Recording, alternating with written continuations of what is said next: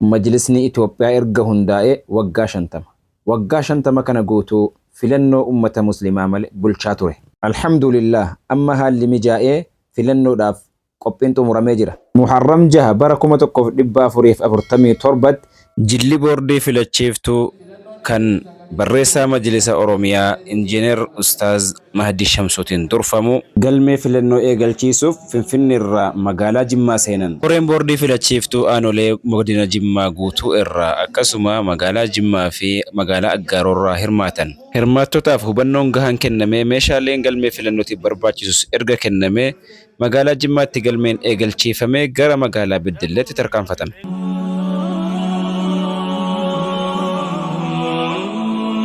Jilli boordii filannoo majlisa Oromiyaa kan kilaastera kibba dhihaa barreessaa boordii filannoo majlisa Oromiyaa Ustaaz Injiinar Mahdi Shamsuu fi Abdulhamid Nuuraatiin kan durfamu imala saadhaa gara magaalaa Beddelleetti taasise. Miidhaginni magaalaa Beddellees nu hawwate. Qilleensi isaas hedduu bareeda. Hawaasni magaalaa Beddellees hedduu namatti tola. Haaluma kanaan gara walgahii keenyaatti tarkaanfannee leenjiin gahanii fi hubannoon gaariin filannoo majlisaatiif barbaachisu hirmaattotaaf kennamee du'aa'iinis kadhatamee gorsa adda addaa erga fudhatanii haala kanaan Injiinar Ustaaz Mahdi Shamsuus ergaa isaanii dabarfatan.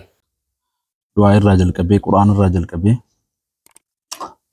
ergaa babbareedaadha wanti darbee jiru. Ergaa kana keessattis kama bolisi Ustaaz Sufyaan Hasan ammaatti dhimma filannoo kana wajjin wal qabatee akka oomishni bira jiru maal fakkaata waan jedhu yoo ilaalamaa deeme gaariidha. Fakkeenyaaf carraan garaagaraadhaa hin dhufaa hin darbaa. Carraa dhufaa darbe kana irratti immoo namni yoo sirriitti xiinxalee sirriitti hubatee yoo of hin kakaasin nama isa kakaasu osoo eeguu booddee wantoonni baay'ee murteessoo ta'an harkaa baadeemu.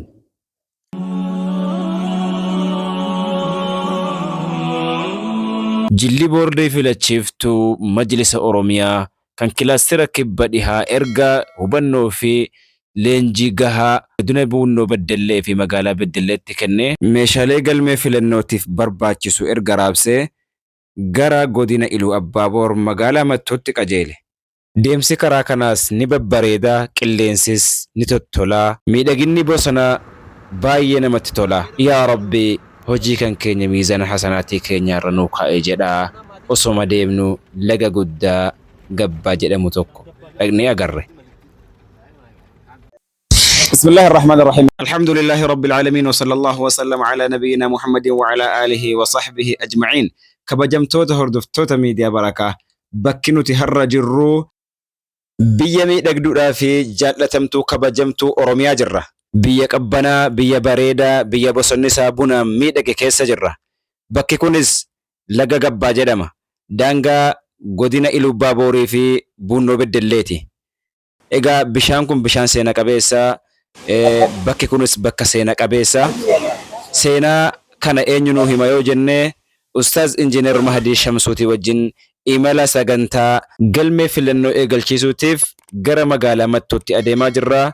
Mee Ustaaz Injiinar Mahdi Shamsuu yaada isaanii isin biraan gahatanii seenaa bosona kanaatii fi laga kanaadhaa isin biraan gahanii hanga sagantaan keenya xumuramutti isinis nu faana bu'aa isiniin jenna. Egaa chaanaal keenyas subscribe, like, share gochuu hin dagatinaa. Akkasuma karaa koomentiitiin illee yaada keessan nu biraan gahaa isiniin jenna. Gara Ustaaz Mahdi fi Abdulhamiditti.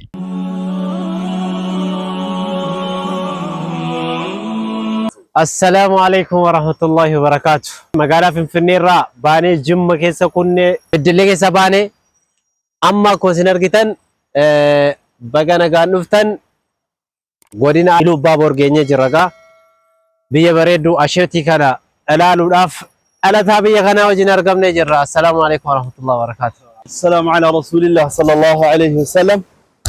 إن شاء الله بغانا غان درا godina Iluu Abbaaboor dhuftanii yaa godina Iluu Abbaaboor Beddellee Mattuu dabalatee yaw biyya magariisadha.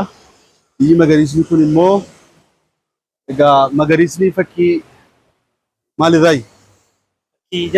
Fakkii jannataa irraayi. Egaa amma bakki argama kan keenyaadha. Bakka laga gabbaa jirra. Lagni gabbaa kun lageewwan gurguddoo godina Iluu Abbaa Boor keessatti argaman keessaa tokkodha. Sooriin dabalatee, saakkii dabalatee bareedaa kana inshallah baga nagaan dhuftan jechuun barbaada. Tiimiin boordii filannoo Oromiyaadha. Akkasumas immoo gareen miidiyaa kan keenyaadha. Bakka gara miidhagduu bareedduu asheetiif magariisa Iluu Abbaa Boor baga nagaan dhuftan. Baga nagaan wal agarree jechuu barbaanna. Welcome to Iluu Abbaa Boor. Ahlan wa sahlan bikum.